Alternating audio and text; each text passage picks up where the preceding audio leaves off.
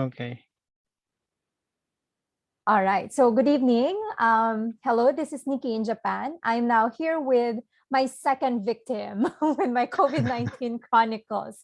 All right. So can you give me a short introduction about yourself, please? Yeah, sure. Hi, Niki. Manas here, and thank you for having me. Uh, Mhm. I'm a PhD student at the Mobile Computing Laboratory in Osaka Wow. University.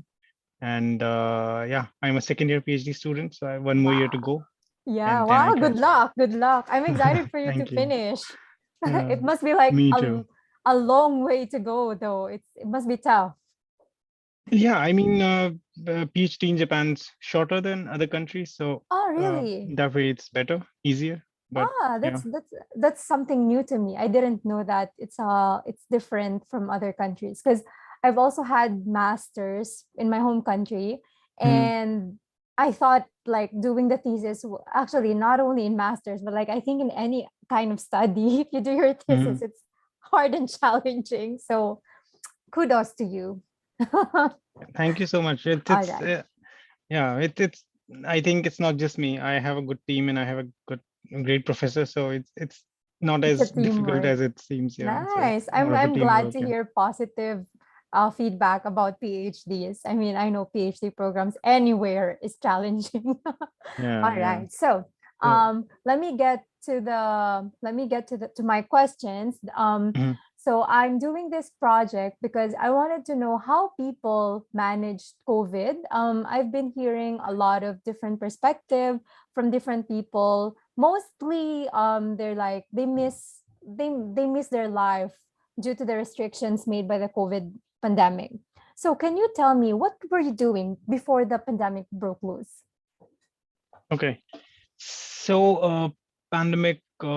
I came here in October of 2019, and that was 2 months before the first case was reported in Osaka. And Mm-hmm. yeah, so I entered my PhD with the first emergency going into effect. Mm-hmm. And I was when I came here, I was supposed to do something different than what Mm-hmm. my research eventually became.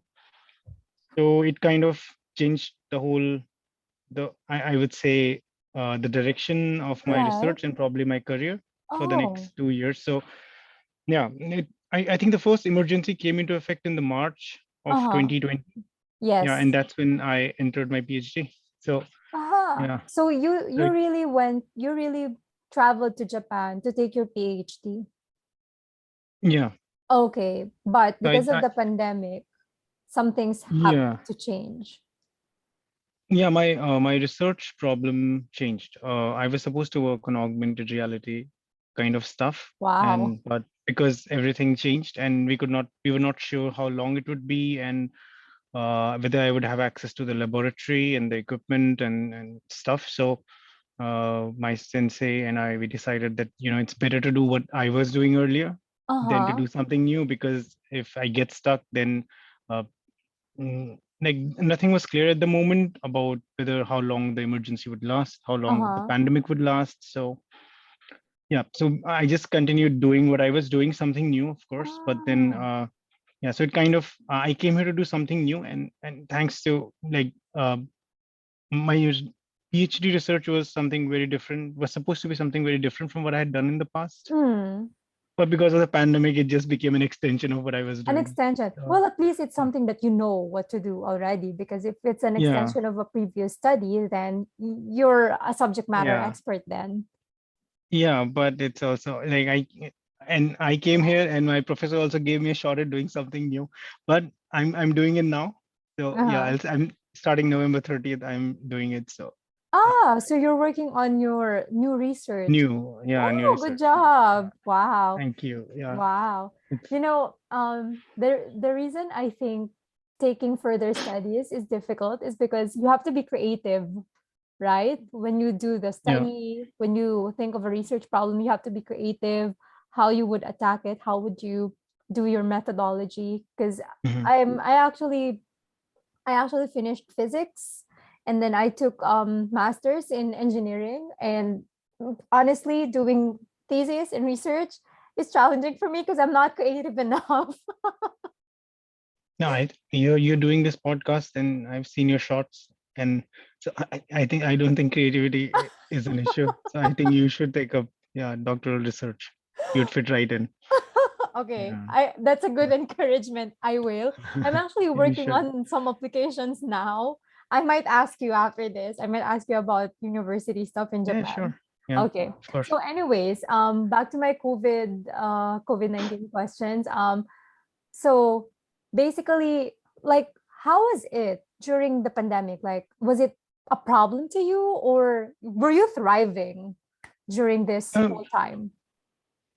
uh, well, at the onset, I would say I was like a bit worried about my career, Mm-hmm. because like suddenly what I was supposed to do, I was not doing it, and I Yeah. was not going to be able to do it for the foreseeable future, Uh-huh. because research or PhD is like a big ship in the It Suez is. Canal or something. You cannot just Yeah, turn it around. that's true. So there was that, but then I mean, if like I say, if you get lemons, get some tequila and do some shots. So I just I I just went ahead with that, and yeah. So I just tried to do something new with what I was already doing, and so initially it was, I would not say scary, but yeah, a little bit disappointing. But then Because you I wanted to pursue a new study, a new research question, right? yeah. Wow. Yeah, so it was disappointing, but and I had support my professor, my lab, and I worked with researchers from 2 or 3 other universities. So I think it was the same for everyone. Everyone was locked in their homes. Mm, So yeah, I think we collaborated a lot and we worked mm-hmm. together. So it was in different time zones. So Yeah, and it was work from home, so different time zones also worked. So it was not entirely bad. Yeah, right. So yeah. how So did you feel about you having to work from home most of the time? yeah, that I think that's the most difficult thing to do, because when you can go to the lab, you have a sort of a structure. That's true. So yeah, so there's although in my lab there was never, even in the pre-pandemic time, there was never any like you have to come in at a certain time or leave. You can Yeah, yeah. it's your own free will, but uh, because my lab is actually very cool. So I would share some photos later if you want to see it. It's a very cool space to work. So. Uh, it was good to go there, but in pandemic, I just could not go there. So at Ah, least in the emergency. yeah. So the So first, did the university restrict students from coming in the school? yeah, there were different levels of Oh, emergency restrictions. So right. at different times they were affect. Uh, my lab was closed maybe twice for some durations. Oh, Yeah, but after that we could go, but it was encouraged like yeah, it was if you can highly work remotely. discouraged. Yeah. Yeah, So. especially if you work, like if you study in a lab setting, it's kind of challenging. I remember when I was doing my studies as well, when I was in undergrad, I was doing some research on solar cells. I had to go Mhm, to the lab. I had to like do a lot of testing and sampling for my mhm, for my study. And sometimes, when you're so hooked up into your study, you forget time. It's basically right. And yeah, then yeah, yeah, sometimes we even stay overnight at the lab because we wanted to finish everything yeah, yeah, before dismantling my setting. So I can yeah. imagine your That's true. frustration, especially if you work in a lab setting. But Yeah. moving forward, like in the future, what do you think is gonna happen to your career, to your life, with like if eventually, like if eventually, not eventually, not yet. So if this pandemic goes on for the next, I don't know, 6 months. Yeah. Okay. So I will just add to my earlier answer, because this the two are linked. So one thing that pandemic initially it was challenging is because one thing is that you do not have space to work, and the Mm, second thing, there is no structure, whether it's the structure of space or whether there is mm-hmm, the structure of time.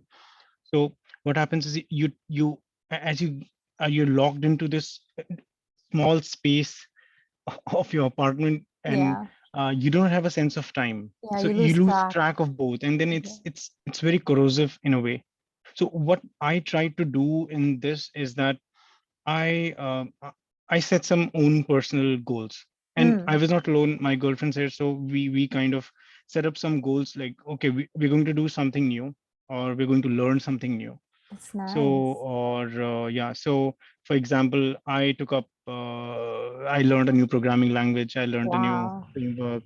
Yeah, I got involved in business competitions, and Wow. yeah, so things that I wanted to do, and suddenly there was time. So uh, it could either have been something that's very like something that kills your motivation to do more, or Yeah. or if you look at from another perspective, it's and I'm saying it at from the point of view of someone who's 30 plus, and uh, when you reach that threshold, you suddenly realize that there are things you wanted to do but you couldn't do, and now you suddenly don't have the time.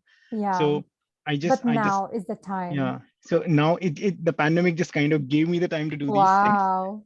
That's So yeah, I just amazing. I feel mean, that yeah. I think this is like one of the very isolated interviews. I mean, not only interviews, but like very isolated conversations I had with people about the pandemic. This is very positive in a sense because you were able to make the most out of the time during this Yeah, pandemic.